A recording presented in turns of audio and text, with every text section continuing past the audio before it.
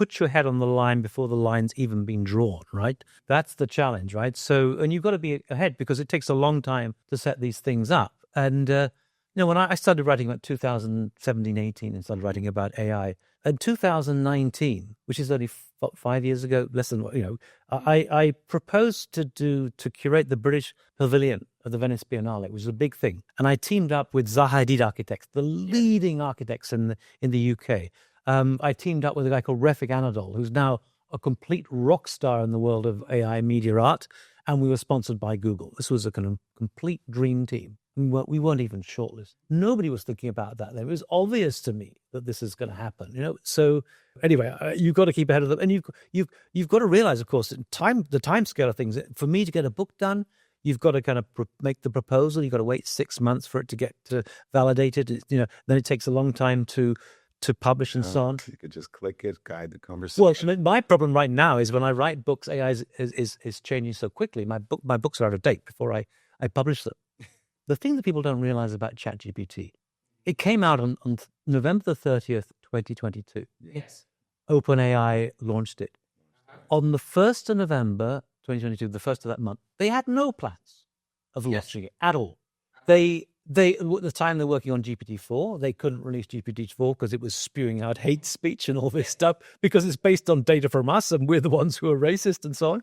So they couldn't launch that. But they thought, we've got to go and we've got to do something because our competitors are doing something. So they said, well, what about testing out the market with, they called it Chatterbot to begin with, eventually chatbot. So they took the previous model, GPT 3.5, and they made it into a chatbot. I started with that one. They called it in the office. They said, this is a low-key research preview, nothing special. And of course, everything exploded the next day. So there were memes going around the office saying, low-key research preview, huh?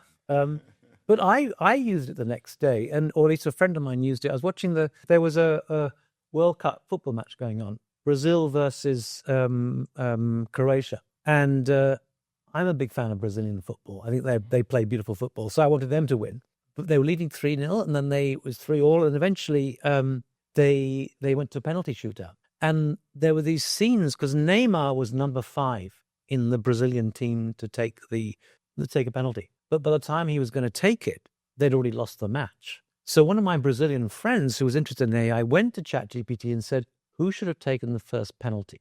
And it said, the best player should have taken the first penalty. And you thought, holy shit, this thing is pretty powerful. Yeah. And as an architect, I thought you could use it. So what material should I specify for this wall? And it would give you the answer. Then I thought, well, but the client could also do that. Yeah. In other words, we could bypass the architect. Exactly. We are the problem. We are. That's the problem. We are. I would say that human arrogance is the problem. And we need to be a bit more humble in the face of these emerging technologies. It's changing the way we think as well, because we use terms like, I'll Google it and so on. It'll change our language, in fact. There's no question. But the movie industry was a little bit tragic, frankly, because they protested, it was a little over a year ago, 2 years ago. I remember, yeah. About the script writers and the actors being... Now we've got Sora and like the Google VO2, which is much better apparently, and there'll be others that are better still. Yep. You don't even need a recording of an actor's voice anymore. And they're already doing these things, so it is going to be challenging for those who can exploit the potential. There'll be lots of opportunities, but those who try to resist it, they will be struggling. I wrote an article once, and I got ChatGPT to comment, to give me some answers. I quoted ChatGPT, and what it said is that if you don't use AI, you will be sleepwalking into oblivion, which I thought was a fantastic comment. It's true.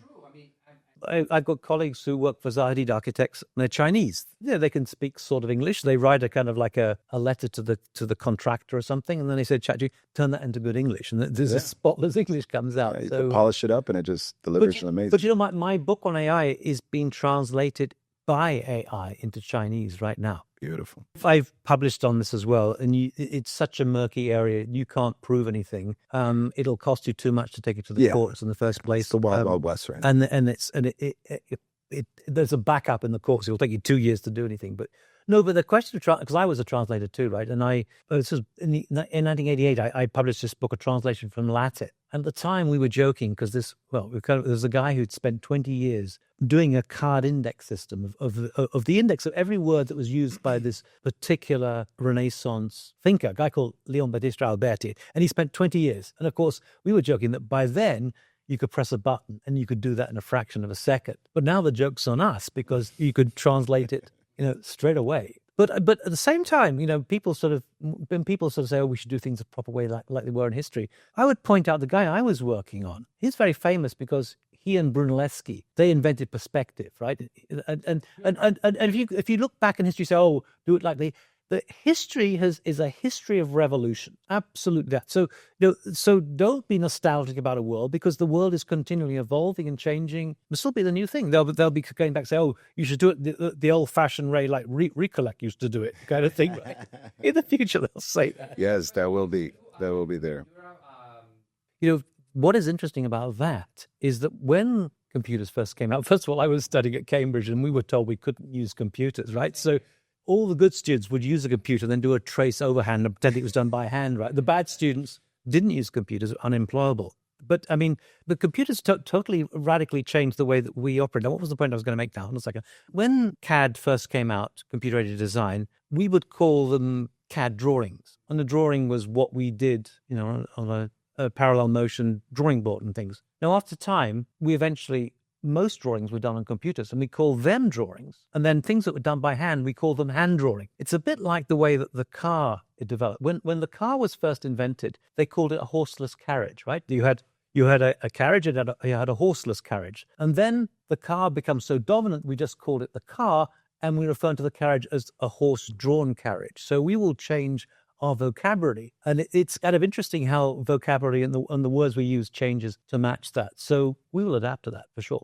They'll just see other people using it. They'll get used to it. They'll try it out themselves. They'll realize there'll be resistance. There'll be complete resistance to it.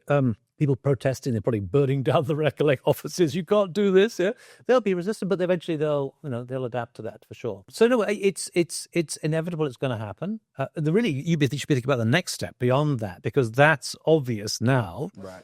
Actually, the thing about technology is you can invent the technology. You don't know quite what people are going to do with it. When they invented the cell phone, it was intended for the rich businessman, right? But it was when the rich businessman gave the phone to their daughter, to his daughter, and said, come and pick me up. I'll come and pick you up when you give me a call. That suddenly the social use changed, and we didn't predict that.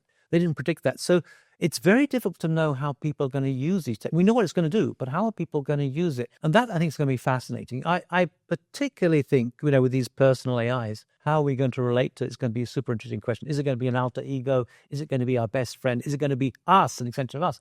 I don't know. And so some things you really can't predict. And if you could predict, the future would be a bit boring. But, for one thing, this is a comment that Arthur C. Clarke made, and he was amazing because Arthur C. Clarke, back in 1960, was saying that we're going to be inventing machines that are going to be 1,000 times smarter than us, and they're going to outthink their makers. He predicted exactly what is happening right now, back in 1963. But he also says something about predicting history. He said, if you predict something that is going to be so obvious and so familiar, that's not going to happen. But if you come up with something that's going to be so outrageous that people are going to reject it and say that's nonsense, it's probably more likely to happen.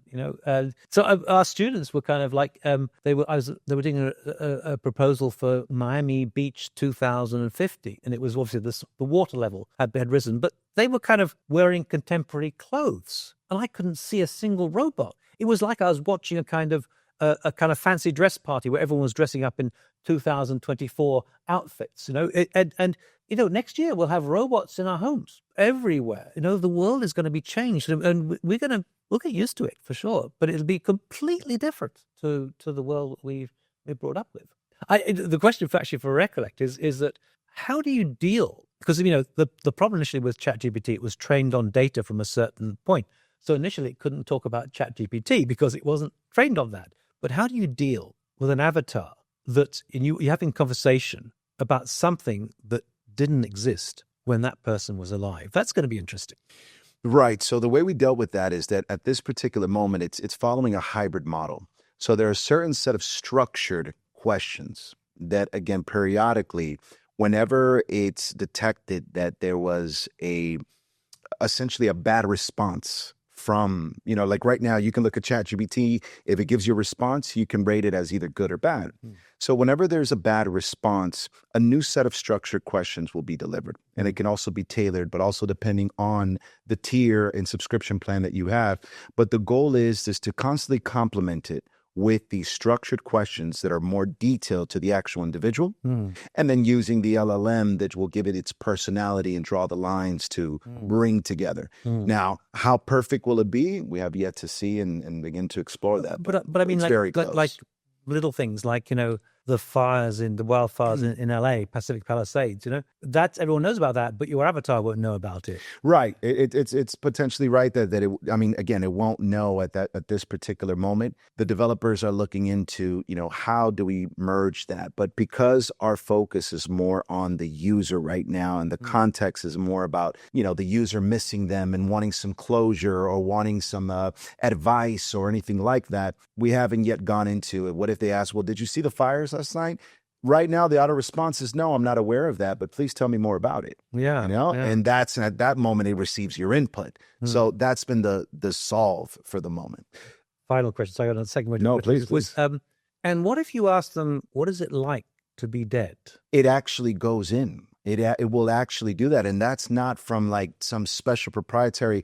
The LLMs are doing that right now. It will give you some sort of, feeling, and it sounds a little bit like Christianity. It seems to lean that way, talking about, but however, I'm always with you and I'll always watch over you and I'll always live forever in your memories and all of that. So it's very strange how the balance goes into there. But yeah, it doesn't say anything, well, I'm going to reincarnate and I'll be back, in another lifetime. It doesn't say anything like that. Yeah. So it seems that the data that it's been trained on, it seems to be very Christian oriented. And that's what, because we tested it out that way. And that's how it responded.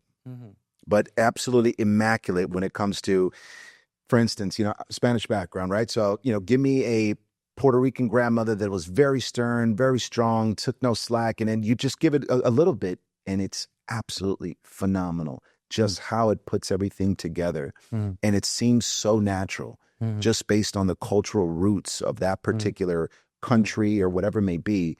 And the rest after that, for the moment, it's perfect for us because you combine that with the structured questions, meaning like, okay, when did you pass away? What was your favorite color? What was your that? It puts it all together. It is a seamless conversation. Obviously, I'm sure, we're going to stress test it to the point it'll be released, for public use at the end of this month. We're going to stress test it and just see, and then we're probably going to get feedback from users. But that's the learning process. But after that, the next vision, aside from our B2B initiative, where we want essentially to stop having the logo and website represent a business, we want actually an avatar that will be seamlessly integrated with a business's infrastructure. For instance, a restaurant where you can walk in, immediately you're sat down, and with everybody's smartphone, you'll be able to tap into the Wi-Fi, tap into that particular brand's avatar. It'll give you an update on the chef, what's being cooked. It'll take in any allergies, drink orders, passing it all on to the order system, seamlessly going on to the chefs, to the waiters that will bring it over to you, check out. Essentially what you have in the small kiosk, but it's going to be more animated and interactive. So that's the business way. Now, for the consumer side, we want to perfect the technology to the point where we can begin to have partnerships with, let's say, Apple, with ProVision. Imagine wearing a ProVision, headgear, and then having a design of your avatar there, and now it'll be from head to toe. At this moment, the first release is from chest up, facial expressions. The next release will be later on. We'll have hand gestures, things that are already out there as well. The only thing is that right now, what we're seeing a lot of companies do, and these are major, multi-million, billion-dollar companies, they're not providing convenience. You have to do all this extensive loading and all that. We're getting to the point with this technology, with one photo, it will have the visual packed down. It needs about 30 seconds of a voice clip of, MP3 clear. Right now it has to be very clear. Can't yet remove, let's say it's a conversation with a lot of people. It can't yet identify the exact voice that you want just yet, but a clear 30-second voice clip. and it's mirroring the, again, accent, the pauses. It's amazing. It's really amazing. But we want to eventually put that into some sort of piece of hardware. Will that be a robot? Will it be safer to put it on some sort of hardware like a VR headset? We're yet to see. But those partnerships is what we want to look into as soon as we do perfect the software. Interesting. Yeah. So, it's very exciting, but we'll see where it goes. Yeah, that's fascinating. Yeah, I mean, I guess when I was writing, the problem I had to begin with, when I look at what I wrote, it was all speculative about the future. Right. And I wrote it in 2019, 20, whatever it was. And now, of course, it's no longer the future. It's now here. And it's not just simply that some things have now happened, but also the tone. Like this could happen. It's different. This is happening. This is happening, right? And that's an interesting transition. And the mindset changes from speculation to reporting on what is here. Exactly. Yeah, it's fascinating to me. It's just so fascinating to see. And again, we do have, aside from, because we can get lost into the business, revenue potentials and all of that. But with truly, with myself being CEO, but as well as with the owner, that's also a co-founder with me. There truly is a mission behind it.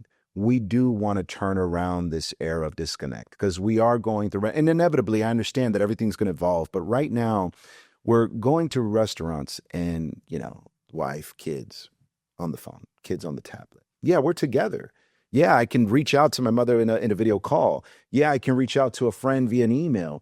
So all this hyperconnectivity, but we're more separated and secluded than ever.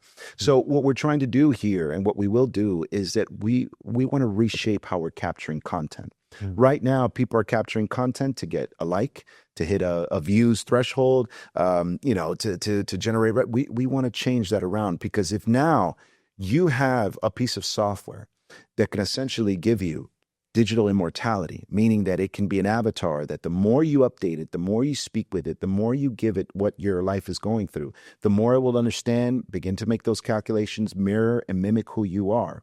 The more you know this, now when you're going to dinner, it's not so much about what am I eating on my plate so that my friends can like it. Hey, now I'm here with dad. Maybe I should have a conversation with him. Maybe I should record him and ask him about what his childhood was like. Rechanging the way we're capturing content. Because right now it's just aimless. It's literally, we're in our infancy with social media where anything goes. Now, can we begin to focus that with a stronger purpose, a deeper purpose, and thinking about the future, thinking about now, and at the same time preserving the past? Because what's happening now is that we're looking at the past. We're offering tools to allow you to photo restorations, digital family trees, all these little small features, and then the digital avatar.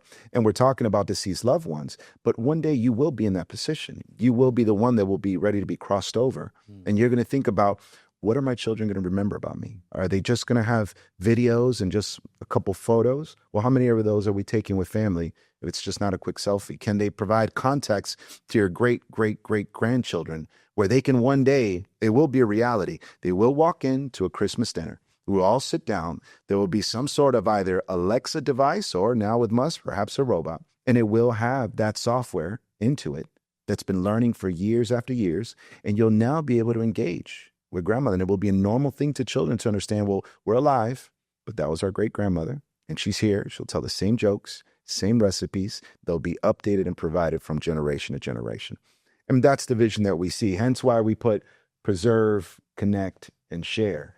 And that's truly what we feel. We feel that it will bring it back. And that's the most delicate balance that we can find between keeping it as human as possible, preserving who we are at heart, and at the same time doing something innovative. Because there's just no reality, I think, that there won't be technology. It's just not going to happen. But I think the one thing that's missing from your agenda is really understanding the human mind. Oh, I mean, the world of neuroscience right now, because not only did AI learn from the brain, neural networks and so on, but actually we are learning from neural networks too. So neural networks learning from AI. So it becomes a mirror. AI is a mirror to ourselves. We understand ourselves through that. But there's a whole field of computational neuroscience, which is going on alongside AI. So the people developing neural networks have also been studying neuroscience. So Demis Hassabis, who got that Nobel Prize for chemistry, he did his PhD in neuroscience. And I think this is what you need to explore more, is to understand the human mind more, because it's all a generic we. The technology is hugely sophisticated. I think you need to interrogate what is the we, and to get on board with these unbelievable ideas going on in neuroscience right now. There's some fabulous speculations going on. That's beautiful. I definitely will. I would just, if I make one recommendation, please. I would say have a look at the TED Talk, the first one by a guy called Anil Seth, Anilseth, one of the world's leading neuroscientists, but he did a PhD in AI. That TED Talk's got like 15 million hits, and you can see why when you see it. So there is a world of neuroscience that is out there that is super fascinating, trying to understand who we are, and in who we are in the mirror of AI. I think that's an incredible thing. That's powerful. Absolutely. I agree with that. One last question I want to ask you, Neil. Talking about translation that we were talking about earlier, I had the question and I didn't want to forget it. I'm very fascinated with ancient civilizations. And this is something I publicly say to anyone. I am a firm belief that we've been through these cycles several times. And I feel that we've gotten to certain levels in civilization where we've been exactly where we are now. Whether it might have looked different, doesn't matter. But the point is that I feel that we've arrived to a certain era where we're stuck with trying to create some version of us that's artificial. And I feel that, either whether it's been a disaster or we've succeeded and perhaps, who knows, left the planet. I mean, ancient civilizations talk of many different things. I mean, we can't prove anything necessarily, but this is my real question. Have we used, or do you know, have we leveraged AI to take a look again at different civilizations' languages and what they were truly saying? And have we leveraged AI to decipher the meaning or the context behind a lot of their communication and what they left over? Like, for instance, let's say the Egyptians. Are you aware of any translations that have been done with AI to rethink it? I mean, you've got to base it on digital data, right? So it's not so easy to do that with them. I don't know. I mean, there is a theory. I think Thucydides had this theory that history is cyclical. It repeats itself. I'm not sure it does totally, because the context changes each time, right, and what happens is going to be very, very different. But what I would say is that there are certain things. I mean, I studied ancient Greek, Latin and ancient Greek to get to Cambridge. And some of the things they were talking about then, you find the same expressions used in psychoanalysis, like Narcissus, Oedipus complex, or whatever, All these terms were recognized by the ancient Greeks. They were very subtle thinkers, and they picked up on many of these comments. So the ego and so on, that's all from them. So I do think there are some things that don't change. They mutate according to their circumstances, but they're always with us. But I do think that fundamentally things do change. Now, what happens now in terms of context? This is an interesting discussion because data is embedded in a particular context. Actually, AI has some understanding of context. It has understanding as such. For example, there's a particular Mexican architect called Luis Barragan. Beautiful colors, beautiful forms. If I include Louis Barragan's name in a prompt for Midjourney, I won't just get the colors and the forms. I'll get Mexican sunshine, Mexican plants, a bottle of tequila or something like that. And it all comes with it. So everything is completely contextualized in terms of the data today. We don't really have that for the Egyptians and so on, but we do for today, which is kind of interesting. It's all associative, which makes writing prompts very difficult because it all brings with it, each word brings with it its own associations. It's not, it's not, they call it prompt engineering, but it's not engineering. It's not rational. It's like alchemy, and it's very difficult to navigate. But no, it has a sense of understanding about its context for sure, which is interesting. That's powerful. That's powerful. Okay. Well, that was very interesting. I've been blown away. This really did. This was great. This was great. Thank you. Yeah, no, it's honestly my pleasure. It's good to share this information. Yes, because most people, I assume everyone knows about this, but no, if I give a talk, they go, their jaws drop and you think, why, this is not new. Haven't you noticed this before?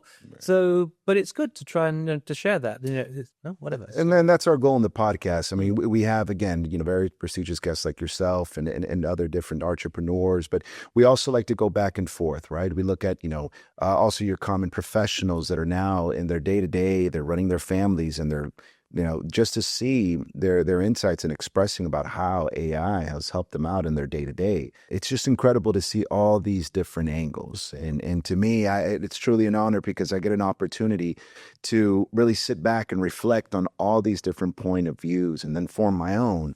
But it's incredible. It's really like just gazing out into a library of experiences, and it's truly fascinating to me, and I love it. So, again, it was great to carry out a conversation with you, and really had a great time. Yeah, my pleasure. Absolutely.